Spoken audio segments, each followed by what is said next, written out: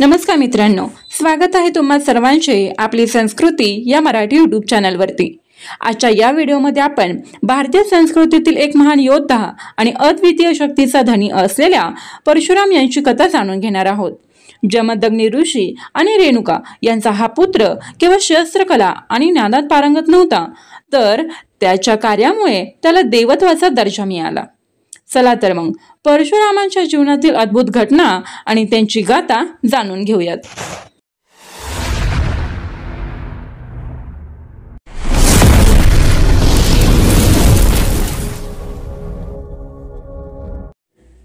जमदग्नी ऋषी आणि रेणुका यांचा पुत्र म्हणजे परशुराम।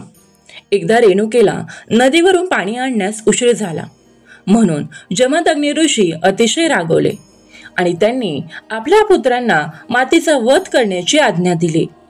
परंतु सगळ्या मुलांनी मातृवधाची ही आज्ञा नाकारली। परशुराम जेव्हा आश्रमात परत आले तेव्हा वडिलांनी त्यांना हेच काम सांगितले। थोडासाही विचार न करता परशुने त्याच्या मातेचे मस्तक धडा वेगळे केले। ते पाहिल्यावर वडिलांचा राग शांत झाला। त्यांनी परशुरामाला वर मागायला सांगितले। परशुरामांनी म्हटले, आईला पुन्हा जिवंत करा आणि आपला रागीट स्वभाव संपवा। परशुराम सर्व शस्त्रकला, विद्या, अनेक सिद्धी यांमध्ये पारंगत होते। प्रभू रामचंद्रांचे ते गुरु होते। महाभारत काळात त्यांनी कर्णाला ब्रह्मास्त्र विद्या शिकवली होती। भीष्मासह युद्ध केलं होतं। एकेकाळी क्षत्रियांचे असे गुरुपद भूषवलेल्या परशुरामांना नंतरच्या काळात क्षत्रियांचे मनमौजी वागणे पसंत नव्हते। क्षत्रियांनी सर्वत्र अराजक माजवले होते। क्षत्रियांच्या अशा वागण्याने कोपिष्ट होऊन परशुरामांनी पृथ्वी निक्षत्रिय करण्याचा निर्धार केला। तब्बल 21 वेळा पृथ्वी निक्षत्रिय केली गेली। त्यांच्या कार्याने सगळेजण भयभीत झाले आणि त्यांना शरण गेले। क्षत्रियांनी माजवलेले अराजक मिटवण्यासाठी त्यांनी फार मोठ्या प्रमाणावर यज्ञ केले। सर्वत्र यज्ञ संस्कृती रुजवली, अपार दानधर्म केला। शेवटी सर्व पृथ्वी त्यांनी कश्यप ऋषींना दान केली। आता राहायचं कुठे, तर त्यांनी चक्क समुद्राला मागे सरकण्याची आज्ञा केली। या निर्माण जागेत त्यांनी आपले वास्तव्य केले। समुद्राला मागे हटून बनवलेली ही भूमी म्हणजे कोकण। याच कोकण क्षेत्री महेंद्र पर्वतावर तपश्चर्या करत असताना परशुरामांनी श्री दत्तात्रेयांची उपासना केली। श्री दत्तात्रेयांनी त्यांच्यावर पूर्ण कृपा केली आणि त्यांना ब्रह्मविद्या आणि श्रीविद्या सांगितली। श्री दत्तात्रेय आणि परशुराम यांच्यामध्ये संवाद श्री दत्त भार्गव म्हणून प्रसिद्ध आहे। हा सर्व संवाद त्रिपुरा नावाच्या ग्रंथामध्ये लिहिलेला आहे। श्री दत्तात्रेयांनी परशुरामांना चिरंजीवित्व बहाल केले। परशुरामांचे वास्तव्य श्री दत्त प्रभू बरोबर बद्रीनाथ जवळ भद्रिका आश्रमामध्ये आहे अशी श्रद्धा आहे। आयू राजा सोमवंशात आयू नावाचा राजा होऊन गेला। त्याची पती इंदुमती।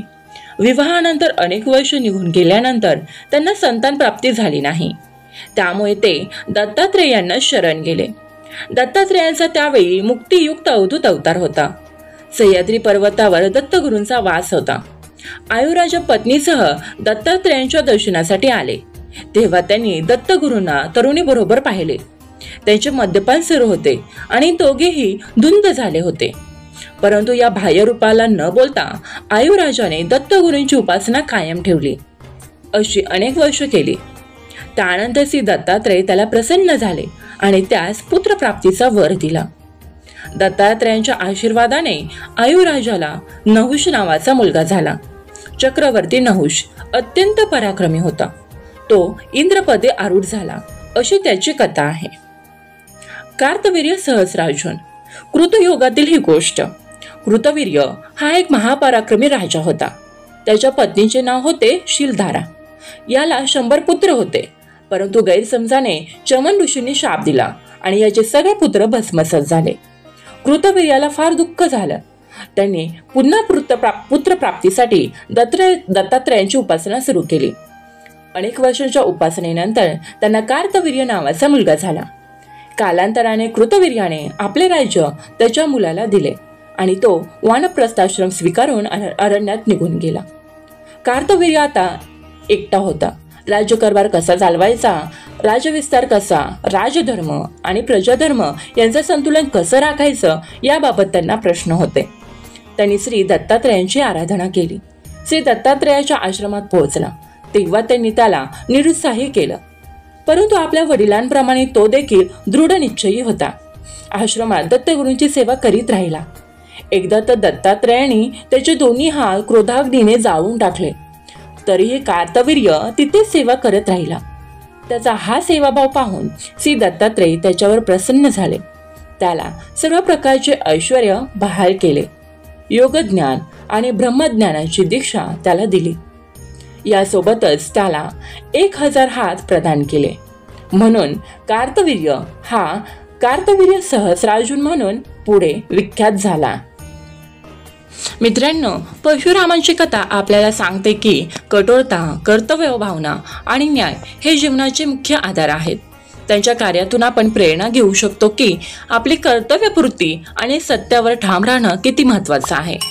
तुम्हाला हा व्हिडिओ आवडला असेल तर नक्कीच लाईक करा, कमेंट करा आणि शेअर करायला विसरू नका. धन्यवाद.